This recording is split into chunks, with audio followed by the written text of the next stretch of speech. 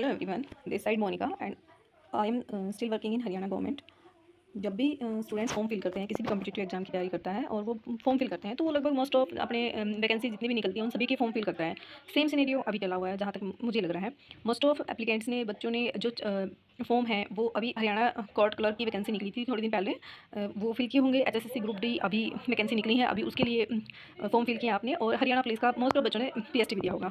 तो अब इस पॉइंट पर आकर कन्फ्यूजन क्रिएट हो जाता है कि किस वैकेंसी का मैं पढ़ूँ, और एक कन्फ्यूजन सा माइंड में क्रिएट हो जाता है कि कभी ये पेपर पहले ना हो जाए, कभी ये वाला पहले ना हो जाए। तो इसमें ना आपको बिल्कुल भी घबराने की जरूरत नहीं है।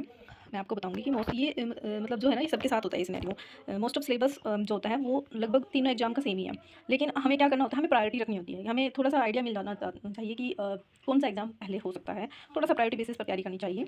जैसे कि मैं आपको बताऊंगी कि क्या ऐसी सही से तैयारी करें, इसकी तैयारी करें कि एक ही तैयारी में आप तीनों एग्जाम निकाल सकें, एक नहीं बल्कि तीन तीन सिलेक्शन लें। फर्स्ट ऑफ ऑल हम देख चलते हैं सिलेबस की तरफ। जब भी हम किसी भी एग्जाम की तैयारी करेंगे ना, सबसे पहले हमें सिलेबस चेक करना होता है कि उसका सिलेबस क्या है। ऐसे अंदाज़ों पढ़ाई नहीं करनी, हमें सिलेबस देखना है कि उसमें आएगा क्या। तो मैंने ना तीनों ही एग्जाम्स के सिलेबस यहाँ पर लिखे हैं कि कौन कौन से सिलेबस हैं। हरियाणा कोर्ट जो कर रखा है उसका 100 मार्क्स का पेपर है। तीनों ही 100 मार्क्स के पेपर होंगे आपके। इसमें सिर्फ दो ही सब्जेक्ट है, इंग्लिश और जीके जीए। इसमें इंग्लिश के दो पोर्शन है, ऑब्जेक्टिव और सब्जेक्टिव है, और जीके जीए यानी कि general knowledge and general awareness यानी कि करंट अफेयर जो होती है आपकी, वो करंट अफेयर आप किसी भी यूट्यूब चैनल से कर सकते हैं। उसके बाद आती है हमारा ग्रुप डी। इंग्लिश दोनों में सेम है, जीके जीए दोनों में सेम है। उसके बाद आता है math, reasoning, Hindi, science important है हमारे इसमें, और Haryana GK very important for Haryana exam यानी कि एसएससी के एग्जाम्स के लिए। उसके बाद जो हरियाणा पुलिस का एग्जाम होता है उसमें लगभग सेम ही होता है, बस थोड़ा लेवल का फर्क होता है। जो ग्रुप डी का होता है ना वो 10th लेवल का होता है, और ये 12th लेवल का, जैसे मैंने इसमें लिखा भी है। इसमें जो ये आपका आता है सब्जेक्ट्स वो लगभग सेम है। जैसे इंग्लिश देखो सेम है, जीके जीए, मैथ्स, रीजनिंग, हिंदी। इसमें कुछ ना मैंने आईपीसी वर्ड लिखा है, ये इसके ना कुछ ज़्यादा क्वेश्चन नहीं आते, दो तीन क्वेश्चन आ भी सकते हैं, नहीं भी आ सकते, लेकिन आपको थोड़ा पढ़ के जाना पड़ेगा थोड़ा बहुत। इसके लिए आपको कंटेंट हम प्रोवाइड करवा देंगे। उसके बाद डिजास्टर मैनेजमेंट, बहुत ईजी सब्जेक्ट्स होते हैं ये। इकोनॉमी हरियाणा जीके में भी हरियाणा इकोनॉमी पूछी जाती है, थोड़ा सा पढ़ना पड़ता है इसको। एनवायरमेंट से रिलेटेड ज़्यादा हार्ड नहीं आता, इजी क्वेश्चन आते हैं, और रोड सेफ्टी, इस तरीके के क्वेश्चन ये आपको पढ़ने हैं। इनके ना किसी के 2 नंबर, किसी के 3, किसी के 5, इस तरीके से क्वेश्चन आते हैं, लेकिन जो मेजर पोर्सन है ना वो यही है। हमें ना मेजर पोर्शन पर कंसंट्रेट करना है। जब भी एग्जाम की डेट आएगी तो जो लिमिटेड सा पोर्शन बचा हुआ है ना, ये हम इस पर काम कर सकते हैं। इतना टाइम हमें मिलता है एग्जाम के टाइम में, और कभी जब इनसे हम उग जाएँ तो हम इनकी तरफ भी जा सकते हैं।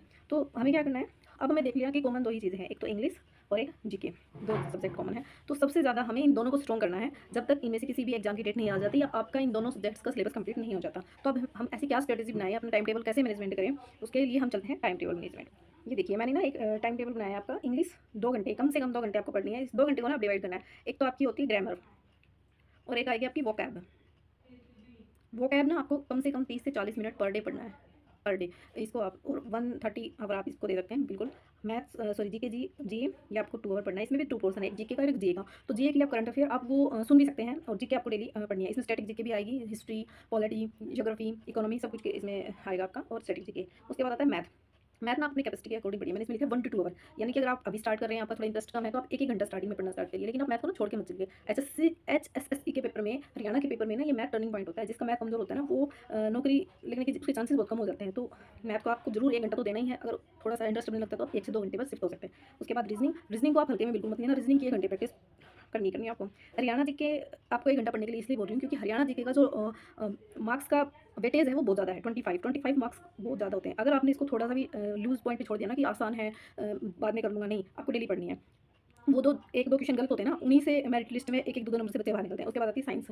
साइंस मैं आपको इसलिए पढ़ने के लिए बोल रही हूँ क्योंकि ये ग्रुप डी का मेन पोर्शन है। इसके अलावा जीके के पोर्शन में ये इंक्लूड होती है। हो सकता है आपके कोर्ट क्लर्क वाले पेपर में एक दो क्वेश्चन इससे आ जाए, और हो सकता है कि आपके, हो सकता नहीं बल्कि पुलिस के पेपर में आने के चांसेस ज़्यादा है, मतलब 2-3 क्वेश्चन भी आ सकते हैं, 4 भी आ सकते हैं।